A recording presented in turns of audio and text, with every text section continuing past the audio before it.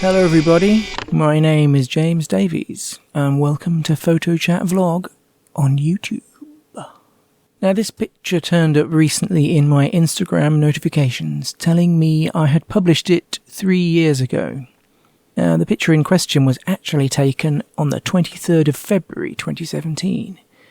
But if you're a follower of me on social media, you'll know my way of doing things in terms of sharing my pictures to the world means that I'm a few months behind. In fact, right now, due to you-know-what, I'm nearly a year behind. Now, it's no big deal. Keeping up with it all gives me something to do right now. But either way, Instagram was like, this is one of your pictures from today in December 2017.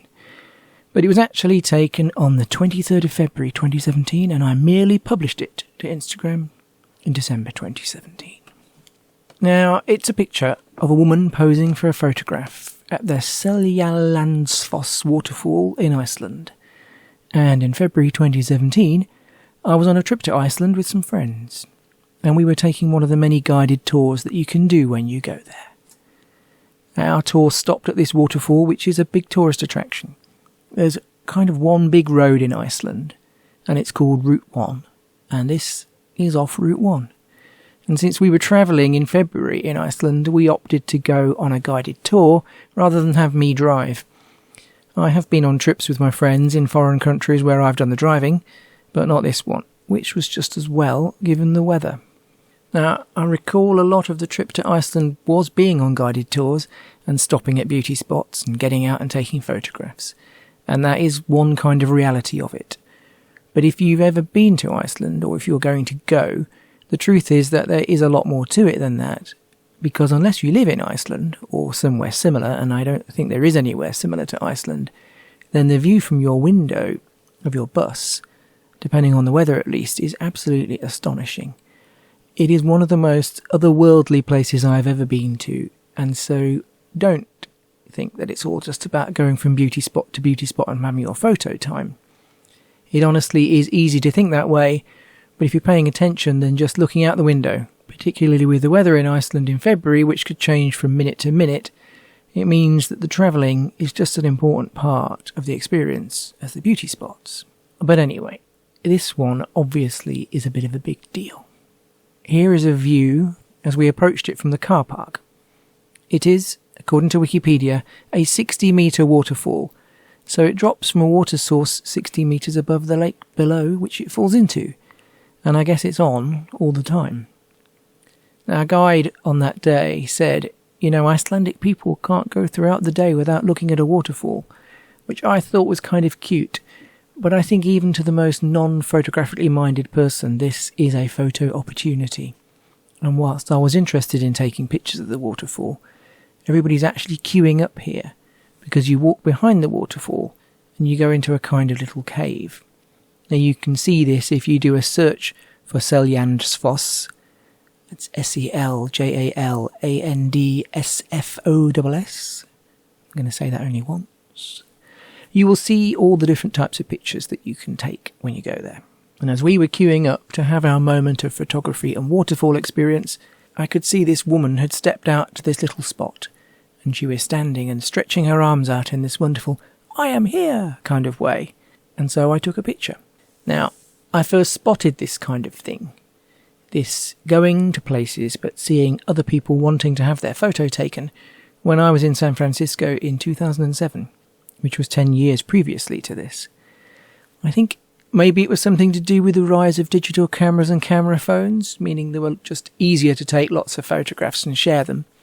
But there was this trend, it seemed, amongst young people, and there was a group of them, and I think they were from Taiwan, and they weren't just having their photo taken. Having their photo taken was actually this kind of special event, and it required a lot of special kind of symbols and behaviour. It seemed that you had to be making a really excited face, and you might also be showing your hands in a kind of peace sign kind of way. And when I spotted these kids doing this in San Francisco, I took this photo of them. Now, ever since then, I haven't made it my sole method of photography, but it's one of those things when you're travelling. Every now and again you spot someone having their picture taken, and that in itself is an interesting picture. So back in Iceland, This woman seemed to be overjoyed to be there. And this was clearly a social media moment, and I think I got a good shot out of it. Technically, I was using the Pentax Espio AF zoom, which I've talked about in numerous episodes of Photo Chat Vlog, and I had Kodak Tmax 100 film in it, which is the real deal black and white silver film. Now, I personally think it's a beautifully balanced picture in terms of the whites and the blacks and the greys, and I'm very happy with the detail. But I really think it's also just a lovely picture. It's got the drama of the waterfall, with gallons of water tumbling down through gravity and spraying everybody. And you're clearly in a cold place because of the snow and the way the woman is dressed.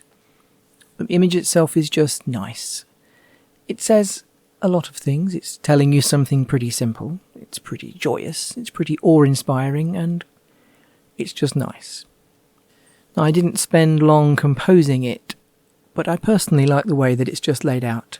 It seems really nicely done, and I don't think I even cropped it in any way. But there's also a social media moment that's actually for me. This is the one that says that I was there, and I wasn't alone. Because even if you didn't know that I was there with 4 friends, you knew that the lady was there. And moreover, somebody else is taking a picture of her, maybe one of her friends or her significant other. So I'm witnessing her moment by documenting a moment of my own, or perhaps in documenting a moment of my own, I'm witnessing her moment. Somewhere, I guess, I might be able to find that moment on something like Instagram. And maybe, in fact, I'm in somebody else's photographs out there too. Maybe they took a picture of me taking a picture of her. Although I'm not going to start looking for that because it would take too long. But the social media aspect then goes into even more dimensions for me, because I posted this picture to Flickr and then Instagram, and then it sat there for 3 years until Instagram decided to remind me of it this week. And I have no idea why it chose this image.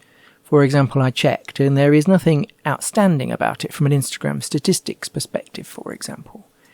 And I don't get weekly or daily reminders of 3 years ago from Instagram. It just chooses whenever it feels like to send me a reminder.